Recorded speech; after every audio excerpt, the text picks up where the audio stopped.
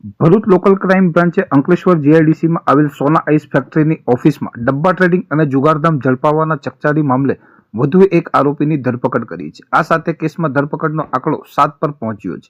એલસીબીની ટીમે વોન્ટેડ જાહેર કરાયેલ આરોપી નીતિન ગોસ્વામીની ધરપકડ કચ્છના ગાંધીધામ નજીક આવેલ ઉપમા કચ્છમાંથી કરી છે, જે ધરપકડ બાદ અંકલેશ્વર લાવવામાં આવ્યો હતો. નીતિન ગોસ્વામીનું નામ અગાઉ ઝડપાયેલા આરોપીઓના વોટ્સઅપ ચેટમાં ખુલ્યું હતું, જેમાં ડબ્બા ટ્રેડિંગ માટે મોટી રકમો ટ્રાન્સફર કરવામાં તેની સંડોવણી હોવાનું બહાર આવ્યું હતું.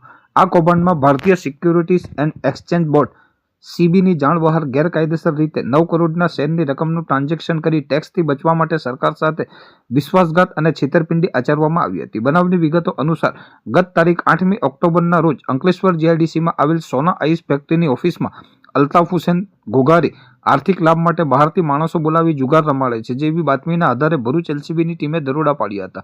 પોલીસે સ્થળ પર જુગાર રમતા 5 જુગારી ઝડપી પાડ્યા હતા. આ સાથે જ સીબીની જાણ બહાર ગેરકાયદેસર 9 કરોડના શેરની રકમનું ટ્રાન્ઝેક્શન કરી ટેક્સથી બચવા સરકાર સાથે વિશ્વાસઘાત અને છેતરપિંડી થતી હોવાનું ખુલતા ડબ્બા ટ્રેડિંગ કૌભાંડનો પર્દાફાશ થયો હતો. આ મામલામાં પોલીસે 5 ઇસમોને લક્ઝુરિયસ કાર સહિત કુલ 30.38 લાખના મુદ્દામાલ કબજે કર્યો હતો અને અન્ય ઇસમોને વોન્ટેડ જાહેર કર્યા હતા. જે બાદ વધુ એક આરોપીની પોલીસે ગોંડલથી ધરપકડ કરી હતી.